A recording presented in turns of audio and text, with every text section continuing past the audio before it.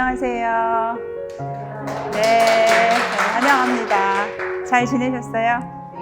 네. 지내시면서 비폭력 대화가 좀 생각이 나시던가요? 떠오르셨어요? 오, 네. 오늘은 지난주는 나 자신에 대한 비난에서 벗어나기였는데 오늘은 다른 사람들에 대한 비난에서부터 내가 어떻게 벗어날 것인가. 그래서 오늘 제목은 같이 한번 읽어볼까요? 시작. 네, 제목이 어떠세요? 와, 닿으세요? 연민, 공감. 우리가 많이 쓰기도 하는데 또 그것을 실천하기는 굉장히 어렵기도 하죠. 그래서 오늘 강의의 시작은 여인숙이라는 시로 함께 하도록 하겠습니다.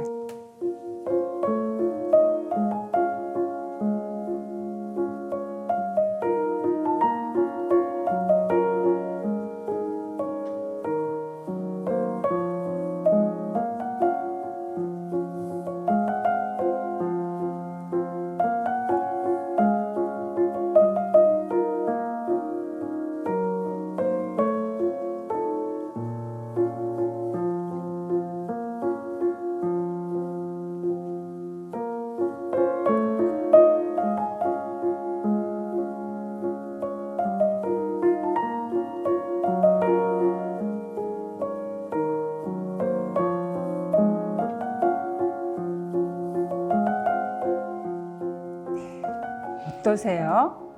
오늘 여러분들한테는 어떤 손님이 오셨나요? 그래서 공을 던져드릴 거예요. 네, 받으시면 오늘은 손님 얘기를 해주시면 돼요. 오늘요 엄청난 슬픔이 왔어요. 이러셔도 좋고요. 기쁨이 왔습니다. 이러셔도 좋고요. 또 뭘 하실 수 있죠? 패스. 언제든지 패스 가능하세요. 해볼까요? 네. 받아주세요. 네. 우리 김용주 선생님께 던지겠습니다. 네. 어떤 손님이 오셨어요? 네, 당황스럽습니다. 공을 먼저 받으셔갖고 당황스럽잖아요. 맞아요. 너무 지금 답을 잘해주셨어요. 지금 나한테 온 손님은 당황스러움이에요. 네. 던져주세요. 다른 분은 또 당황스럽게 해볼까요, 우리? 네. 다른 분한테 던져주시면 됩니다. 네. 고맙습니다. 기대감이 찾아오셨군요. 저는 오면서 날씨가 너무 좋아서 상쾌하고 저 역시 좀 기대가 됐어요. 지금 나한테 어떤 손님이 왔지 오늘? 이렇게 떠올려 보시고 그것을 내 입으로 말해 보니까 어떠세요? 그대로 다시 느껴지세요? 네. 이렇게 내가 여기 있어요 라고 말하는 것과 같아요, 우리가. 지금 이 순간에 나는 이래요. 그래서 내 표현을 이렇게 하시고 나면 조금 더 참여하고 싶은 마음들이 생겨요, 이 안에. 내가 존재로 있기도 하고. 그래서 여러분들 한 분 한 분 시작할 때 목소리를 듣는 것이 저한테는 굉장히 큰 의미가 있고요. 그 다음에 시에서처럼 나는 그냥 여인숙일 뿐이에요. 나한테 누가 내가 고를 수 없어요, 손님을. 근데 손님들이 계속 찾아온단 말이죠. 그럴 때 때로는 내 집의 모든 가구들을 휩쓸어 갈 정도의 큰 어떤 고통을 주기도 하고 그것이 오기도 하는데 그때도 반갑게 맞이하라고 시인은 이야기를 해요. 왜냐하면 안내자들이다. 그들을 당신이 안내할 것이다. 그래서 비폭력 대화로 말하면 느낌인데요. 느낌이 어떤 느낌이든 좋고 나쁜 건 없다. 옳고 그른 건 없다. 그리고 그 느낌을 내가 이렇게 맞이하면서 맞아들일 때, 그러니까 수용할 때 얼마든지 나의 삶은 질적으로 달라질 수 있다. 이런 말씀을 드릴 수가 있습니다. 오늘은 재미있는 이야기로 시작을 할 거예요. 이분 이야기를 할 거예요. 네. 유명한 학자예요. 브레네라는 분인데요. 이분이 이제 그 부엌에 갔어요. 그리고 커피를 마시려고 해요. 커피를 마시려고 하고 커피를 내렸어요. 그런데 어때요? 양이 되게 많아 보이죠? 굉장히 많이 따른 거예요, 자기가. 그래서 놓쳤어요. 어떤 일이 벌어지죠, 그러면? 예, 쏟아졌겠죠? 그리고 지금 무엇을 입고 있나요? 흰 바지를 입고 있는데 이렇게 튀었죠. 근데 이 순간 이 사람이 어떤 생각을 하냐면 이렇게 얘기해요. 예, 욕이죠. 쌍욕. 근데 누굴까요, 이 사람은? 스티브는? 네, 남편. 갑자기 남편한테 욕을 하고 있는 거예요. 자기가 컵을 깨트려 놓고. 그러면서 이 공을 꺼내고 있죠? 예, 공을 꺼내서 던져요. 예, 이렇게. 그래서 남편이 받네요. 이게 무슨 이야기냐면 내가 지금 무슨 일이 일어났는데 이 원인을 어떻게 던지는 거죠, 다른 사람한테. 근데 이 남편은 어제 일이에요. 이 일이 그 컵을 깨기 전날. 이 남편은 친구들하고 놀고 있었어요. 예, 물에서 공놀이를 막 하면서. 그런데 아내가 이제 연락이 왔어요. 뭐라고 이야기하냐면 오늘 밤 10시까지는 들어와라. 안 그러면 늦어지면 내가 그 다음날 당신을 기다리느라고 지장이 있다. 이렇게 얘기를 했어요. 그런데 놀다가 좀 늦어졌죠. 10시 반에 들어왔어요. 예, 아내는 잠옷을 입고 기다리고 있죠. 잠 못 들고 있었던 거예요. 이 장면이 생각난 거예요, 이분이. 그럼 청소를 막 하면서 남편을 막 욕하고 있는 거죠. 이렇게 내가 지금 이 컵을 깨트리고 커피를 쏟고 이러고 있는 거는 그 인간 때문이야. 막 이러고 있는 자신을 발견을 하는 거예요. 여러분들은 이 장면이 낯설으세요? 아니면 조금 나한테도 있는 장면이야 해서 자연스러우세요? 자연스러우신가요? 네. 이때 전화가 와요. 하필이면 이때 남편한테 당신 뭐 하냐? 잘 있냐? 그러니까 뭐? 이랬더니 무슨 일 있냐? 그냥 남편이 물은 거예요. 관심을 가지고. 그랬더니 아내가 뭐예요? 무슨 일은? 내가 지금 청소하고 있지. 근데 어때요? 몇 년 살다 보면 남성들도 노하우가 생기죠. 이럴 때는 전화를 끊는 게 낫겠다. 이런 생각을 하게 되죠. 그래서 전화가 끊어집니다. 네. 여러분들의 삶에서도 이런 일들이 벌어질 거예요. 어떤 일이 나한테 내가 원하지 않는, 예기치 않는 일들이 빵 터졌을 때 나도 모르게 누군가를 비난하는 나를 발견할 수 있을 것이고 그 비난은 어때요? 가까운 사람들한테 많이 가죠. 제가 며칠 전에 길을 가는데 어떤 어머니하고 아들하고 지나가고 있어요. 제가 적어온 거를 이제 읽어드릴게요. 뒤에 쫓아가면서 적었어요. 너 또 온라인 수업 빠진 거야? 미쳤니? 이렇게 밥 먹듯이 거짓말하면 넌 커서 도대체 뭐가 되려고 그러니? 차라리 다 때려치워. 오늘 학원도 갈 필요가 없어. 너한테는 이제 한 푼도 안 쓸 거야. 이렇게 이야기를 하고 있어요. 이 엄마는 이 아이를 학원에 집어넣고 또 자기 비난으로 이어질지도 몰라요. 내가 무슨 부귀영화를 누린다고 애를 셋이나 낳아가지고 미쳤지. 제가 미친 게 아니고 내가 미친 거야. 뭐 이렇게 하고 있을지도 몰라요.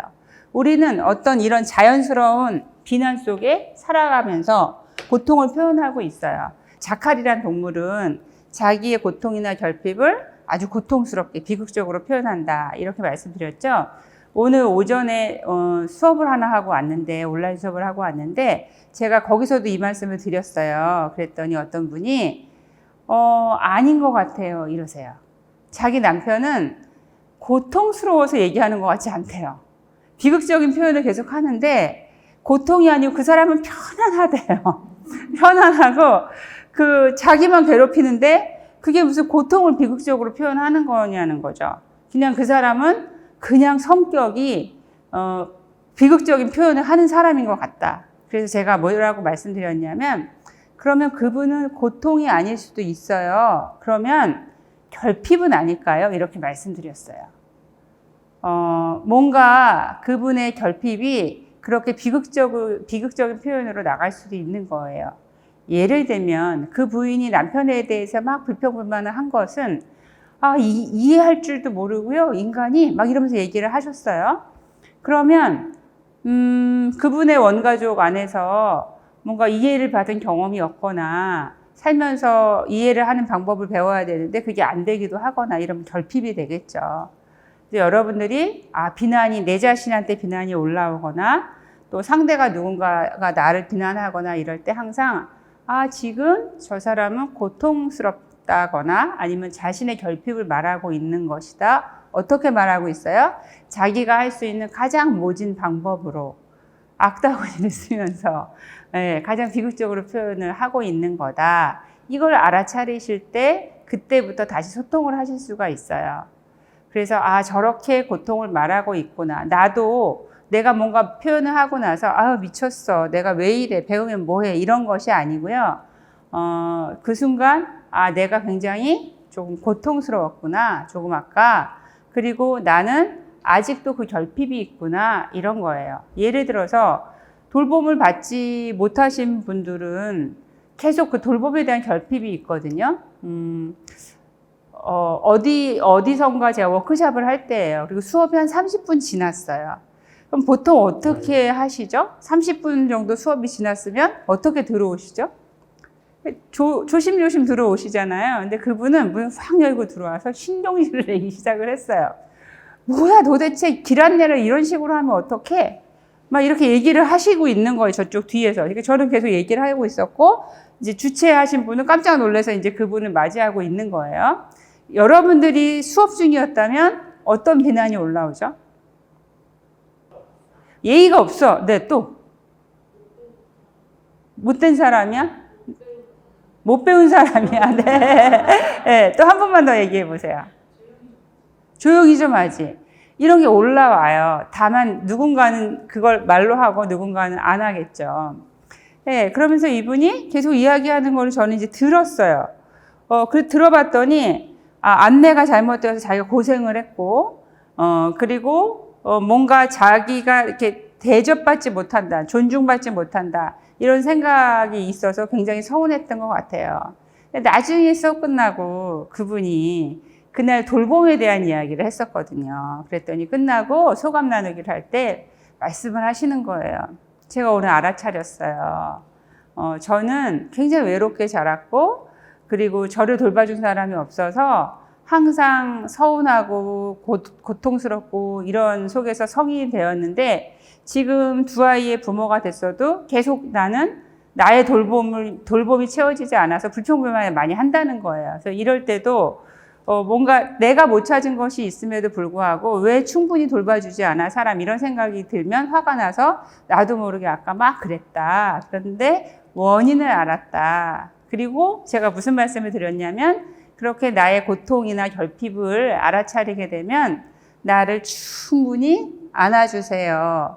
나 자신한테 너그럽게 대하시면서 나를 있는 그대로 수용해 주세요. 이런 말씀을 드렸거든요. 세상은 너그럽지 않아요. 그래서 적어도 나 자신만은 나한테 너그러울 필요가 있는데 이것이 뭐 합리화 이런 개념하고는 좀 달라요. 만약에 뭔가 핑계대기나 합리화를 하면 그러면서 나한테 너그럽게 대하면 그럴 때는 마음이 어떠냐면 찜찜해요. 네, 뭔가 석연치 않고 찜찜한데 충분히 나의 욕구를 알고 그 다음에 나를 잘 돌봐주는 걸로 나를 너그럽게 대하면 자기 돌봄으로 대하면 이 안에서 내 스스로 충분한 만족감을 느끼면서 그 에너지를 다른 사람하고의 소통으로 쓸 수가 있거든요. 그래서 순간순간 여러분들이 나를 알아차리고 그리고 나를 너그럽게 대하고 나 먼저 너그럽게 대할 때 다른 사람한테도 너그러울 수 있다 이런 생각을 해보시면 되겠습니다. 먼저 이제 이렇게 시작을 할게요. 최근에 화가 나거나 불쾌했던 경험을 떠올려 보시겠습니다. 그래서 나눠드린 그 시트를 보시면 또 표가 하나 있죠. 그걸 활용해서 적어 보시도록 할게요. 그 다음에 두 번째 칸에다가는 여러분들이 하고 싶은 그냥 비난의 말을 이거 발표 안 할 거예요. 걱정하지 마시고요. 설령 내가 입으로는 이야기를 안 할 수 있어요. 그 말을. 그런데 내 속에 품었던 말을 아주 솔직하게 적어보세요. 상대에 대한 비난을. 내 마음 안에 쓰레기를 꺼내듯이 그 비난에서 하고 싶은 대로 마음껏 한번 표현해 보세요. 다 쓰셨나요? 네. 화났던 상황 이렇게 떠올리면 화가 나죠. 다시. 그러니까 우리가 감정이 기억으로 남아있기 때문에 물론 그것을 잘 흘려보내는 작업을 잘 할 필요가 있고 비폭력 대화에서는 그것을 애도라고 표현을 해요. 뭔가 내가 충족된 부분에 대한 축하, 그 다음에 충족되지 않은 것에 대한 애도인데 그 애도 기간이 필요하기도 한데 그럼에도 불구하고 사람이라는 게 감정적인 기억이 굉장히 강인하기 때문에 참 어려움이 있어요. 그래서 되게 아픈 것일수록 반복해서 작업을 할 필요가 있는데 아무튼 이걸 기억하는 것로도 굉장히 뭔가 내가 불쾌하거나 화가 나거나 이렇게 자극을 받으실 텐데 이것을 가지고 일단 이제 어떻게 과연 비난을 좀 멈출 수 있는지 같이 보도록 할게요. 보시면 도덕적인 판단, 이게 이제 우리가 보통 비난으로 자주 쓰이는 말들이에요. 그래서 맞다, 틀리다, 아, 그럴 수가 없지, 뭐 이렇게 말하는 것들이고요. 두 번째는 당연시하는 말이에요. 이거는 당연하지, 이렇게 생각하는 것들이에요. 도덕적인 판단은 여러분들이 우리가 도덕성을 갖는 건 굉장히 중요해요. 그렇죠? 그리고 이 세상이 더불어서 잘 살아갈 때 도덕성을 지키는 게 굉장히 필요한데 판단, 여기서 도덕적인 판단이라는 건 내 기준의 도덕성을 이야기를 하는 거예요.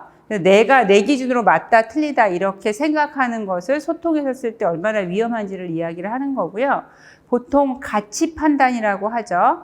우리는 평화롭게 사는 게 되게 중요해. 소외되지 않고 많은 사람들이 더불어 사는 게 중요해. 이런 건 이제 가치 판단이에요. 그것은 우리가 살아가는 데 도움이 되고 소통에 도움이 돼요. 근데 보통 우리가 대화를 할 때는 착각하시는 게 뭐냐면 말이 끊이지 않으면 대화를 잘하는 걸로 생각을 하는 거죠, 사람들이. 그래서 이렇게 얘기해요. 우리 부부는 대화는 굉장히 많아요. 그런데 행복하지 않죠. 이렇게 얘기를 많이 하시거든요. 대화가 많은데 왜 행복하지 않을까? 어떤 대화를 하는 거죠?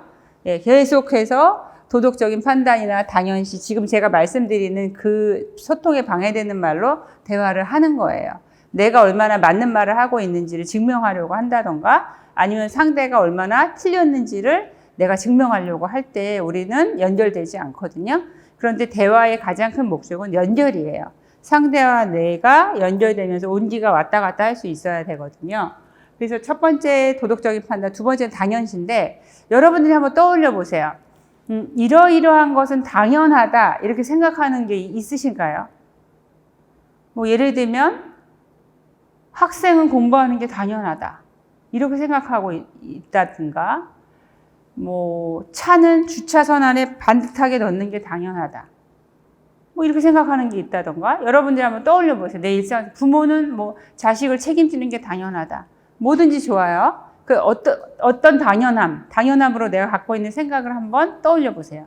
그러니까 여러분들이 당연하다 생각하는 거 실은 훨씬 많을 거예요. 떠올리기 시작하면 100가지도 찾을 수 있을 거예요.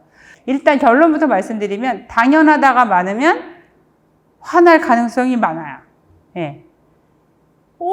내 아들들 왜 먼저 타? 왜 화나잖아요. 왜 떠들어? 이거잖아요. 왜 제자리 안 갖다 놓냐고 이러면서 우리가 화날 가능성이 높아지는데 대화를 하면서도 이건 당연한 거 아니야? 이렇게 말을 하기 시작하면 소통이 안 이루어진다라고 생각하시면 돼요. 그래서 방해되는 말 중에 하나가 또 당연하다예요. 그 다음 비교. 비교는 설명 안 해도 충분히 아시죠? 너무나 많이 당해왔고 하고 있고 내가 내 자신을 비교하기도 하죠. 저 사람은 그 나이에 이 정도는 가지고 있는데 뭐 이런 차를 타고 다니는데 저 사람은 뭐 이러고 있는데 이렇게 내 자신을 스스로 비교하면서 나를 힘들게도 하고 그 다음에 상대를 비교하기도 하면서 힘들기도 해요. 너는 도대체 뭐 하는 거야? 옆을 돌아봐. 뭐 이러는 거죠. 뭐 언니는 형은 엄마는 아빠는 주변 사람들 다 되면서 비교를 해요. 이 역시 소통에는 방해되는 말이에요. 그 다음에 책임 부인하는 말이에요.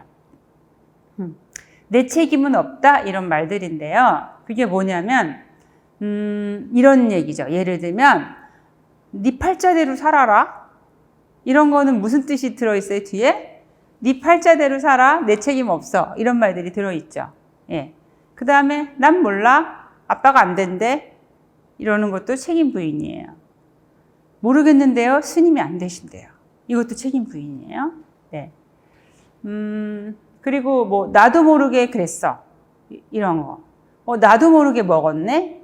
예, 이런 말들도 책임 부인이고요. 의외로 책임 부인에 대한 말들이 굉장히 많아요. 나는 모른다. 이제 이런 거죠. 네 책임, 내 책임은 없다. 그리고 이렇게도 말하죠. 그 사람이 먼저 소리 질러서 나도 소리 질렀어요. 교통사고 현장에서 이렇게 보시면 왜 반말이세요? 당신이 먼저 반말했잖아. 막 이제 왜 화를 내냐고? 네가 먼저 냈잖아. 막 이런 경우가 되게 많은데 그게 다 책임 부인하는 말들이에요. 그 책임 부인의 말도 소통에는 방해되는 말들이에요. 그 다음에 이제 강요예요. 나도 모르게 하는 나 자신에 대한 강요도 있고요. 또 다른 사람한테 하는 강요도 있죠. 눈이 오면 벌떡 일어나 쓸어야 될 거 아니야. 뭐 이제 이건 네가 해야지. 뭐 이런 것들이 들어갈 수도 있고요. 먹으라고 했지. 당근부터 싹싹. 뭐 이렇게 말하는 것도 다 강요라고 보시면 돼요. 그럼 여러분들이 한번 보세요. 나는 어떤 말들을 잘 하고 있는지 전공 하나만 찾아보세요. 내 전공. 뭘 많이 하세요? 좀 알아차리시겠어요? 내가 뭘 하는지? 네, 아마도 많이들 하시는 것 중에 뭐가 들어있기도 하고 어떤 분들은 어머 난 5가지 아주 골고루 하고 있네요. 이런 분도 계시거든요. 근데 이런 말들은 소통에 방해가 된다. 그럼 이제 이 말들을 어떻게 해야 되는가 이제 보실 필요가 있는데요. 지난번에 말씀드렸죠. 제가 행복과 불행의 인간관계가 85%라고 말씀을 드렸고 직장에서는 이제 이게 연구한 결과인데요. 그만둘 때 46%가 상사가 내 말을 들어주지 않고 인정받지 못한다고 느끼기 때문이라고 말을 해요. 그래서 일이 어려워서 그만두는 경우보다 뭔가 이 사람하고 소통이 안 되고 내 말을 들어주지 않는다. 내 말을 들어주지 않는다. 그럼 뒤에 무슨 평가가 막 올라가죠? 저 사람은 내 말을 안 들어. 그러면 나를 무시한다. 나를 중요하게 생각하지 않다. 이래서 또 인정하고 관계가 되죠. 그래서 그만둔다고 얘기를 해요. 그러면 과연 오늘 주제로 연민과 공감으로 세상과 어떻게 연결할 것인가. 아마 여러분들이 코로나로 딱 체험을 하셨죠. 혼자 살 수 없다라는 거. 그리고 나만 아무리 잘 살아도 소용이 없다라는 거. 이미 이 세계는, 이 지구는 하나로 되어 있고, 그리고 집에서 계속해서 나가지 못하면서 사람들한테 굉장히 확실해진 게 있어요. 그러니까 소통에 대한 욕구가 얼마나 중요한지도 확실해졌고요. 또 하나는 집에서 못 산다가 확실해졌어요. 어디 가서 살아야 돼요? 나가서 살아야 되는 거죠. 나가서 활동을 하고 교류를 하고 관계를 맺고 이래야지 인간한테 생동감이 있는데 집이라는 공간에 막혀 있어서 살아내기는 굉장히 어렵다. 은둔자가 아닌 이상. 그러면 집은 어떻게 되어야 되죠? 쉬는 곳이 되어야 돼요. 아마도 코로나 이후로 내가 어떻게 소통하는 것도 더 여러분들이 이렇게 알아차리실 필요가 있고 밖에서의 활동에 대한 감사와 중요성 이런 것도 이제 필요하고 집에서 그럼 내 집을 어떻게 꾸려야 될지 어떻게 꾸며놔야 될지 이런 것도 새롭게 아마 인식이 되실 거예요. 연민이라는 말을 좀 나눠볼게요. 여러분들은 연민이라는 말을 어떻게 이해하세요? 안쓰러움. 또 떠오르시나요? 측은함. 네. 보통 우리 그 사전적인 의미에서는 그렇게 뭐 측은지심, 긍휼히 여김, 뭐 안쓰러움 이렇게 되어 있죠.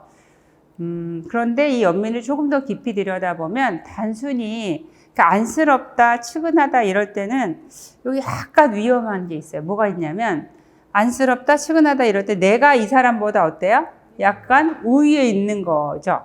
근데 그것이 아니고 연민은 어떻게 보시면 되냐면 사람들은 부모가 아무리 최선을 다해서 키워도 각자 상처를 입고 살아요. 일단 가족 안에서. 그리고 그 가족 안에서 트라우마가 제일 크죠. 실제로는.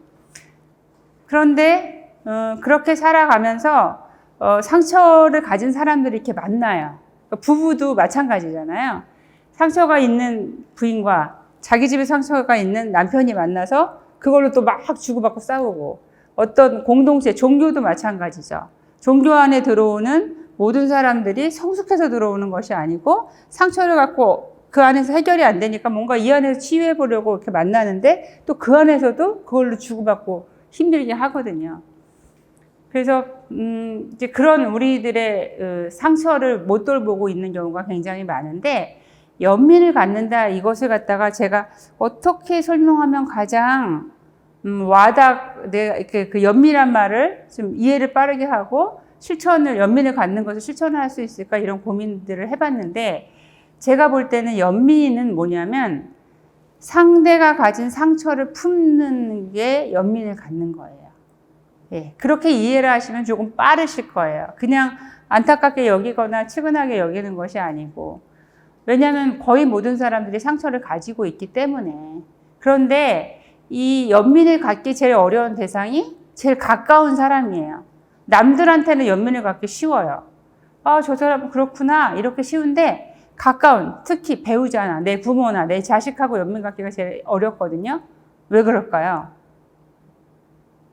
왜 제일 중요한 사람들한테 우리는 연민을 갖지 못하고 밖에서 막 찾을까요? 부부싸움 할 때 어떻게 하나 보시면 돼요. 상대의 상처를 너무 잘 알잖아요. 그럼 그 상처를 공격을 하죠. 뭐 엄마 일찍 돌아가신 게 자랑이야? 뭐 이러면서 싸운다든지. 그래, 너는 아버지 없이 자라서 그러냐? 뭐 이러고 막 싸운단 말이에요. 그렇게 모질게 싸워요. 그래서 연민을 품지 못하면 상대가 가진 상처로 공격을 하는데, 연민을 품는다라는 건 그 상처를 다시 품는 거예요. 아, 저 사람이 아직도 그 아픔이 있구나, 이렇게 보시는 거예요. 그러면 나 자신에 대한 자기 연민은 어떻게 품을까요? 내가 아직도 이러고 있네, 이거예요. 그래서 여러분들이 누군가가 내 주변에서 나를 자극하거나 갈등이 있을 때, 아, 그 사람한테 연민을 갖는다라는 건 저 사람이 아직도 그 상처에서 해결이 안 됐구나, 아직도 힘들어하고 있구나, 이렇게 느끼시면 그게 이제 연민을 갖는 거고요. 그다음에 이제 공감이라는 말은, 우리가 알고 있는 그 굉장히 친숙한 단어임에도 불구하고 어려움이 있죠. 어제예요. 제가 어떤 분 이야기를 들었는데 이렇게 말씀을 하시는 거예요. 자기 친구가 아이를 이렇게 터울이 커가지고 고등학생이 있고 한 대여섯 살 아이가 있대요. 근데 그 상황에서 공부를 열심히 해가지고 이분이 공무원이 되신 거예요. 그래서 이제 취업이 됐잖아요. 그래서 나가야 되는데 아이들이 걱정이 되겠죠. 전업주부로 살다가. 그런데 교사인 친구한테 이야기를 하는 거예요. 아, 나 되게 걱정이 된다. 그래서 아, 정말 걱정이 되겠다. 막내가 아직 어려서 힘들지. 뭐 이랬더니 갑자기 이분이 너네 애 다 키워서 좋겠다. 이렇게 얘기를 하더라는 거예요.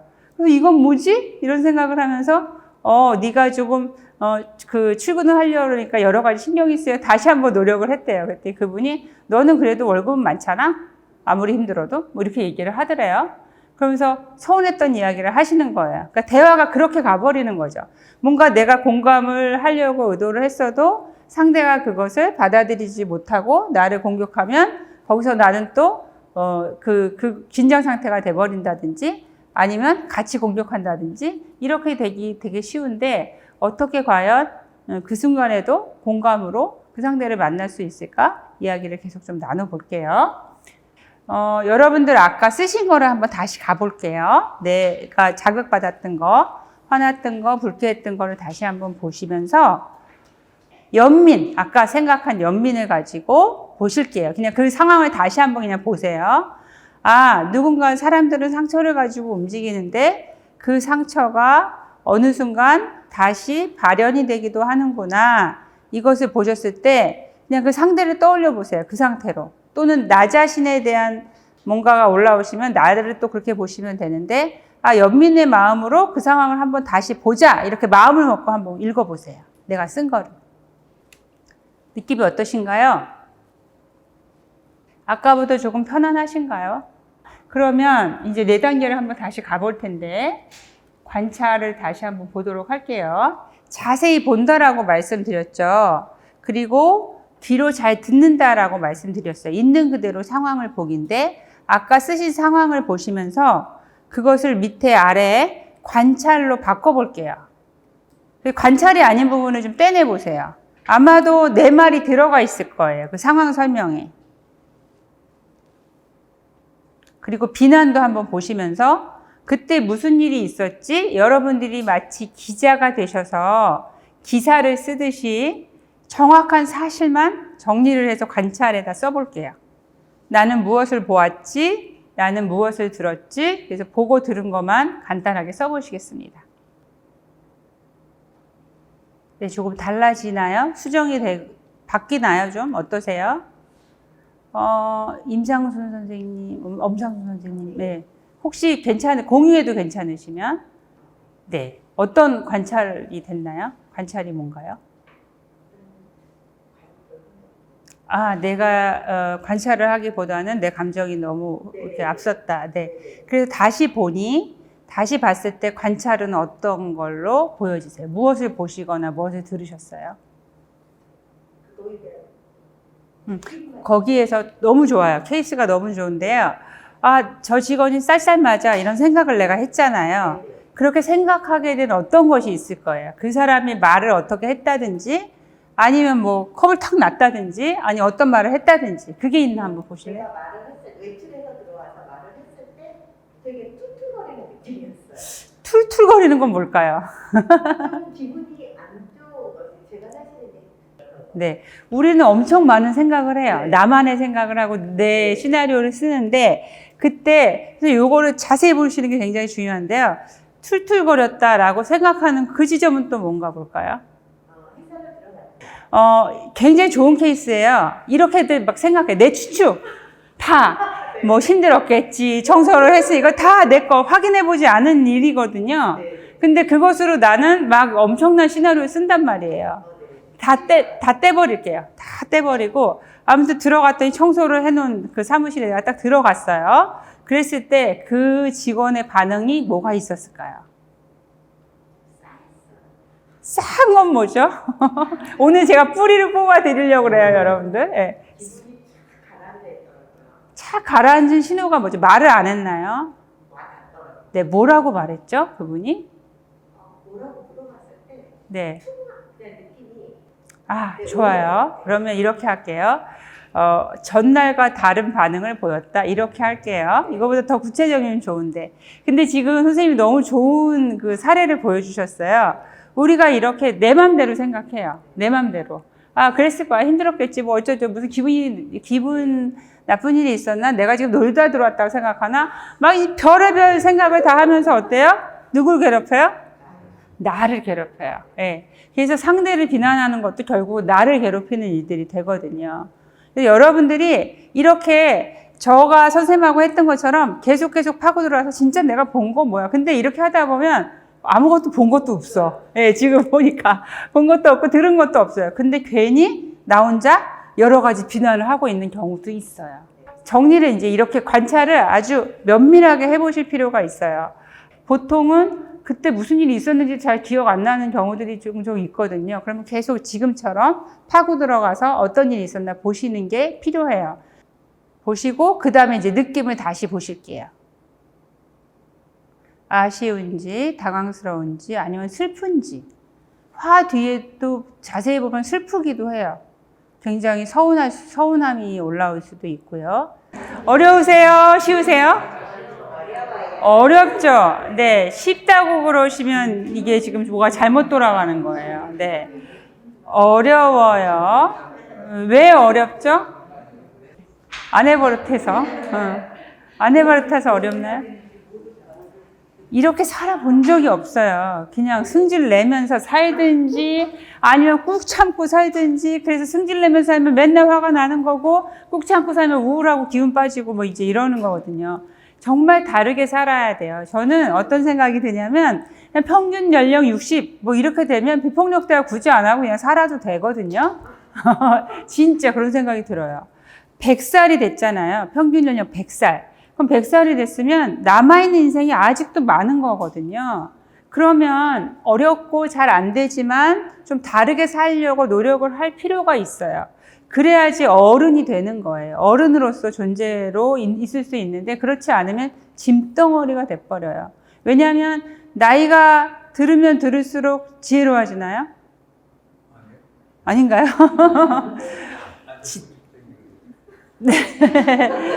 네, 지혜롭지 않을 가능성이 더 높아요. 선생님 맞아요. 슬픈 얘기지만 맞아요. 왜냐하면 나한테 익숙하고 편한 게 좋으니까. 그래서 우리는 노력해야지 되는 거예요. 내 숨이 멈추는 순간까지 뭔가 익숙하지 않은 것도 시도해보고, 이런 코로나 사태도요. 익숙한 거 찾다가 1년 망한 사람이 얼마나 많은지 몰라요.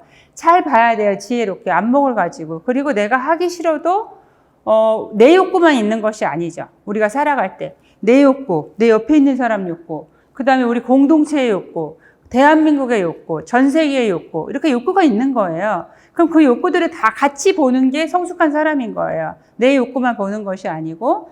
그래서 여러분들이 어려워서 더 할만해요. 이게 하루에서 딱 끝날 일을 뭐하러 이렇게 애쓰면서 하겠어요. 저도 계속 실수하고 저도 모자라고 이런 게 계속 발견되거든요. 그래서 이제 어렵지만 해보시는 건데 다시 한번 제가 정리를 해드릴게요. 그래도 관찰이 되게 어렵죠. 해보니까. 관찰은 생각을 다 걷어내는 거예요. 내 판단, 내 선입견 다 걷어내고 있는 것만 보시는 거고 그 관찰이 여러 개 있잖아요. 그러면 그중에서 딱 하나만 가지고 해보시는 게 도움이 되세요. 그래야지 내 마음이 명확하게 정리가 돼요. 여러 개의 관찰이 있으면 한 가지만 가지고 한다. 왜 보통 흥분해서 말하면 어떻게 해요? 있잖아요. 막 이러잖아요. 그러면 거기서 제일 기분 나쁜 거 한 가지만 가지고 한번 해볼까요? 제가 이렇게 말씀드려요. 그래서 여러분들도 막 블라블라블라 나올 때 이 중에서 제일 자극받은 게 뭐지? 딱 한 가지만 골라보자. 이렇게 해서 하시면 되고요. 그래서 관찰을 하신 다음에 이제 느낌을 찾아보셨죠? 근데 그 느낌을 그냥 찾으면 계속해서 억지로 찾긴 찾아요. 다른 거를. 찜찜하고 서운하고 막 이런 걸 찾는데 그럼에도 불구하고 계속 화가 있어요. 그건 뭐예요? 내 생각을 계속 노연하지 못하는 거예요. 이랬어야지. 그때 같이 얘기했어야지. 물어봤어야지. 그 다음에 사람이 뒤에 있으면 살폈어야지. 배려했어야지. 이런 게 자꾸 생기거든요. 그래서 화를 늦추기가 되게 어려워져요. 근데 욕구를 찾으셨죠. 그 다음에 욕구를 찾아보니 어때요? 욕구 그 단어 중에 물론 그 상황에서 충족이 안 된 것들이에요. 근데 이 욕구 단어를 이렇게 보시면 어떠세요? 불쾌하신가요? 존중을 찾고 나서 불쾌하신가요? 아닌가요? 소통 이러고 나서 화나시나요? 되게 나한테 간절한 어떤 우리가 함께 하고 싶은 가치예요. 우린 서로 나만 존중받는 게 아니고 이 욕구의 의미를 잘 보시면 내가 존중받으면 어떻게 되죠? 나는 존중하고 싶어지는 거죠. 내가 배려받으면 나도 배려하고 싶어지는 거죠.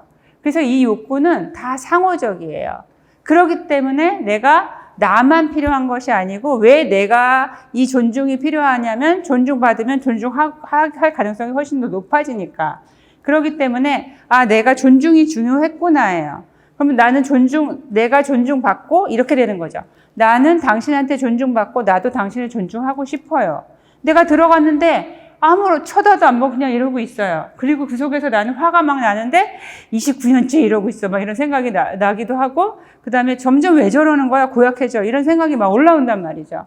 그런데 그때 이 사람한테 나는 무엇을 원하지? 보면 무엇을 원하죠? 여러분들이 집에 딱 들어갔는데 엄마 오셨어요? 너 왔니? 막 이러면 어때요? 기분이 좋아져요. 왜요? 환영받으니까. 어찌됐든 내가 원하는 건 환영하고 반기고 감사하고 이 들어온 것에 대해서 감사하고 이런 걸 원하는 거잖아요. 근데 그런 걸 원하고 있구나. 나는 존중을 바라고 있구나. 나는 이 사람이 뭔가 이제 이렇게 생각하실 수도 있어요. 물어봐 줬으면 좋았을 텐데 그러면 이때 물어봐 주는 건 욕구는 아니에요. 만약에 물어봐 주면 어떤 욕구가 충족될까요? 어때요? 여러분들 좀 편안해지실 수 있죠. 편안하게. 그 다음에 소통이 가능한 거죠. 되는지 안 되는지 서로 이야기를 할 수도 있고, 남길 수도 있고, 다 줄 수도 있고, 이런 거죠. 그 다음에 어때요? 서로 그 순간에 연결이 되기도 하죠. 그래서 그렇게 찾아보시는 거예요. 어떤 방법이에요. 지금 이랬으면 좋겠다 이런 건 방법인데 그 사람이 좀 기다렸으면 좋겠다 이건 방법이에요. 욕구에 기다림은 없어요. 그러면 그 사람이 기다려주면 나는 어떨까? 나는 좀 편안하고 그 다음에 어때요? 그 순간에 고맙기도 하고 그리고 나도 그 사람을 또 기억해서 그런 행동을 또 나도 할 수도 있고 이런 거예요. 그래서 욕구라는 건 우리 모두한테 중요한 보편적인 가치라고 보시면 돼요. 그러면 여러분들이 찾은 욕구를 이렇게 쳐다보세요. 네. 나는 편안한 게 중요했구나. 나는 존중이 필요했어. 그 찾은 욕구를 가지고 내가 입으로 말해 볼 거예요. 어떻게 말씀하시냐면 나는 존중을 원해. 나는 수용하고 싶어. 나는 서로 우리가 소통이 됐으면 좋겠어. 뒤에 다 괜찮아요. 어떤 말도. 아무튼 내가 원하는 걸 조금 힘있게 말씀해 보시는데 어떻게 말씀해 보시냐면 말씀하실 때 그것이 이루어졌다라고 상상을 해보세요. 마음이 어떠세요? 화가 나세요? 우라가 치밀어 오르세요?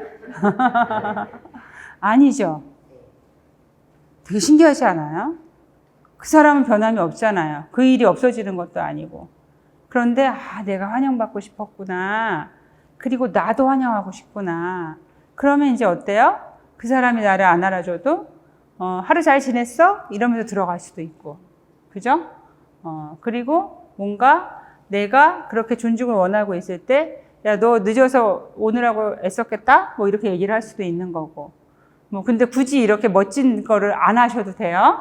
안 하셔도 되고 단지 내가 존중받고 싶었구나, 환영을 원했구나, 감사하고 싶구나, 서로 정말 이렇게 믿을 수 있고 편안한 관계를 원하고 있구나, 소통이 되기를 바랬구나, 이렇게 생각할 때 그것 자체가 나한테 얼마나 간절하게 중요한지가 좀 느껴지면 나도 그것이 중요한 만큼 상대를 그렇게 그 욕구들이 상대들한테 채워질 수 있게 말하거나 행동할 수가 있게 되겠죠.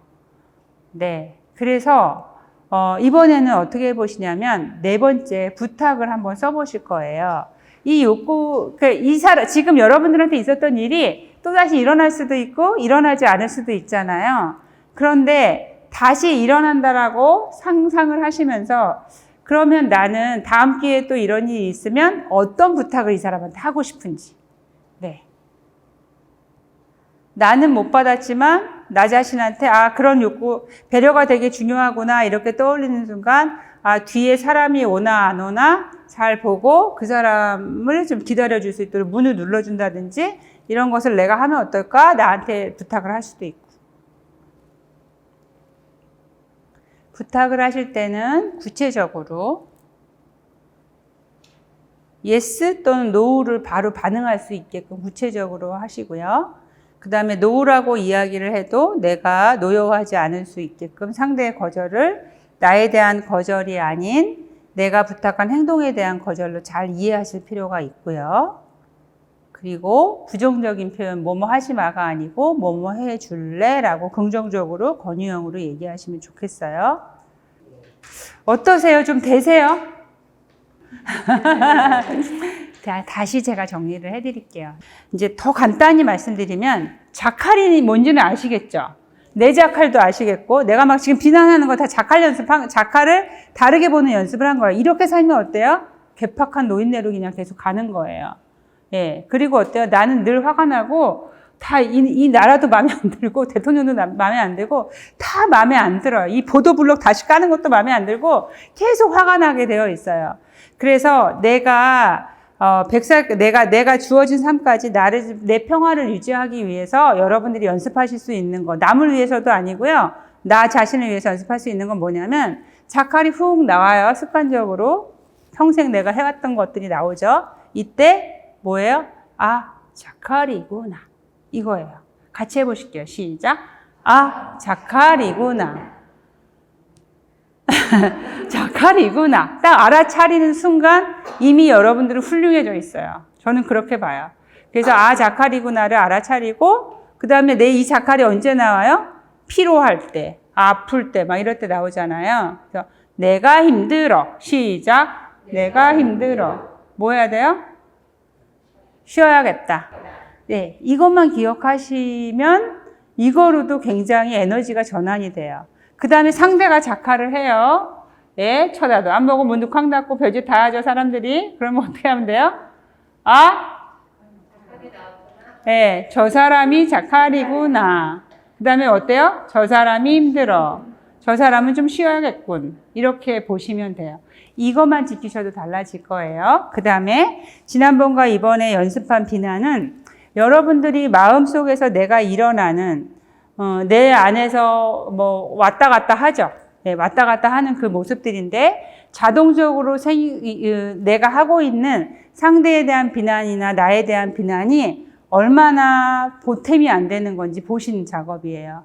내가 살아가는데 아무런 도움도 안 되고 이 사람과 관계하는데도 도움이 안 돼요. 그런데 그것을 한 발짝 뚝 떨어져서 어때요? 관찰로 시작하시라는 거예요. 그래서 이 관찰은 캐고 들어가시는 작업이라서 떼는 거예요. 내 생각, 내 선입견, 내 비난 다 떼어버리고 진짜 나는 무엇을 보았지? 제 이 말을 기억하세요. 진짜 나는 무엇을 보았지? 진짜. 예, 그 다음에 뭐예요? 나는 정말 무슨 소리를 들었지? 이거예요. 거기에만 집중하시는 거예요. 그리고 또 중요한 게 있어요. 이제 오래 사신 분들이 이제 힘들잖아요. 제가 이제 오전에 온라인 수업을 하는데 온라인이 이제 노출이 되잖아요. 그러니까 뭐 수업하고 있는데 이분이 마이크를 끄지 않으면 자기 남편하고 하는 얘기가 막 들리고 애들하고 하는 얘기가 들리고 수업은 비폭력 대화를 하고 있는데 막 성질난 얼굴로 얘기하고 있고 막 이러는데 오래된 부부들이 참 힘들어 보여요. 저는 올해 31년째인데 오래된 부부들이 힘들어 보이는데 그 힘든 이유가 수없이 반복했거든요. 그 패턴을. 그런데 이럴 때 치유의 방법은 뭐냐면 이 사람이 지금 처음 그랬어요. 이렇게 생각하셔야 돼요. 네. 어려워도 이렇게 하셔야 돼요. 근데 이렇게 보시는 방법이 최고의 방법이에요. 그때 내 마음과 연결되지 저게 20년 동안 내 속을 징글징글 썩이고 있어 이러면 자기 연결도 안 되고 상대랑도 연결이 안 되는 거고 그거는 그냥 아주 쉽게 불행해지는 방법 중에 하나라고 보시면 돼요. 그래서 비난으로 자동으로 갈 때 그것을 좀 멈추는 방법이 첫 번째는 관찰이다. 그러고 그 다음에는 지금 막 너무 혼란스러워요. 그리고 머리가 막 깨질 것 같아. 뭐 이럴 때 있으시죠? 뭐가 해결이 안 되면. 그때 제가 드린 느낌 목록을 한번 보세요. 천천히. 처음부터 끝까지 말로 하시면서 보세요. 슬프다, 기쁘다, 안타깝다, 아쉽다, 두렵다. 이렇게 계속 내 말로 이렇게 하시면서 쭉 처음부터 끝까지 읽어보시는 이 작업이 굉장히 좋은 명상이세요. 그래서 쭉 보시다 보면 걸리는 게 있어. 예. 이거네. 내 느낌 이거였네. 이렇게 찾으시면 되고요. 근데 느낌이 그 상대 때문에 올라오거나 어떤 상황 때문에 올라오는 게 아니고 나한테 내가 귀하게 생각하는 어떤 욕구 때문에 올라오는데 그 카드 보시면 오른쪽에 욕구가 있잖아요. 나한테 도대체 아까 중요했던 게 뭐지? 이렇게 다시 보시는 거예요. 아, 존중이 필요했어. 아, 상호성이 필요했어. 아니면 좀 서로 이해하고 싶어. 왜 가져가는지, 왜 남겨놓는지, 이걸 나한테 왜 주는지, 이런 거 뭐 이해하고 싶잖아요, 우리가. 이해하면 편안해지지. 이렇게 욕구랑 같이 보시는 거예요. 그러면 이 욕구를 충족시킬 사람들은 다 바빠요. 그죠? 나한테 별 관심이 없을 수 있거든요. 그러면 어때요? 내가 나한테 관심을 갖고 내 욕구를 잘 보고 이걸 돌봐야 돼요. 그래서 이 욕구를 충족하기 위해서 나는 무엇을 할 수 있지? 하고 상대한테 부탁을 하거나 나 자신한테 부탁을 하고 그것도 안 떠오르면 내 말이 어때? 이렇게 물어보시면 돼요. 네. 사진을 잠깐 보실게요. 아프리카에서 어떤 분이 저한테 찍어서 보내주신 사진인데 이 사진을 왜 보여드리냐면 학생들하고 수업을 할 때예요. 대학생들하고 수업을 할 때 제가 인터뷰를 하라 그랬어요. 아버지나 어머니를 인터뷰를 해라. 그리고 질문을 이제 만들었어요. 본인들이. 그래서 2시간 인터뷰하는 게 인터뷰하고 리포트 내는 게 이제 과제였어요. 근데 제가 그 한 60명 정도 들었는데 그 학생들의 인터뷰를 보면서 어떤 영화나 드라마를 보는 것보다 많이 울었어요. 가족끼리 이러고 사는구나 이런 생각이 들어서. 그런데 이제 한 리포트의 한 내용이에요. 이 친구가 뭐라고 얘기를 했냐면 아빠한테 아빠 2시간 인터뷰를 해야 돼요. 그때 아버지 반응이 뭐였냐면 내가 너하고 무슨 2시간을 얘기를 하냐? 이렇게 말씀을 하시더래요. 근데 그 뒤에 달린 말이 더 재밌어요. 맨정신으로 이 얘기를 하셨어요. 그래서 이 딸이 그럼 맥주 마시자 이랬어요. 그래서 맥주를 마시면서 아버지한테 질문을 하는 거예요. 그 질문 중에 아빠는 왜 영화를 안 봐? 이게 들어가 있어요. 네. 아빠는 왜 음악을 안 들어? 뭐 이렇게 이야기를 하는 거예요. 그리고 그 얘기는 엄마의 항상 비난이었어요. 당신도 좀 영화에 관심을 가져봐. 음악 좀 들어봐. 이런 거였거든요. 근데 이렇게 물었더니 이 아버지가 이렇게 얘기를 하시는 거예요. 네가 이해할지 모르겠는데 너 그 초코파이 선전 봤지? 거기서 점심시간 종치면 물 먹는 애. 그게 아빠였는데 아빠 때도 워크맨이라는 것도 있고 그 다음에 외국 가수가 와서 그때는 리사이틀이라고 얘기했지 이러면서 얘기를 해준 거예요. 그런 게 다 있었음에도 불구하고 내가 점심시간에 물을 먹어서 배를 채워야 되는 사람인데 그런 걸 할 수가 없었다. 그냥 공부시켜주는 것만 해도 고마웠다. 그래서 내가 할 일은 그냥 이를 악물고 공부하는 것밖에 없었다. 그래서 관심을 가지면 내가 너무 비참해지니까 음악도 아예 안 듣기 시작했고 영화도 아예 안 보기 시작했는데 이제 60이 다 돼서는 그게 습관처럼 남아있어서 아예 음악을 듣게 되지도 않고 영화를 보게 되지도 않더라. 이렇게 얘기를 하신 거예요. 그랬더니 그 학생이 이제 눈물이 막 나는 거죠.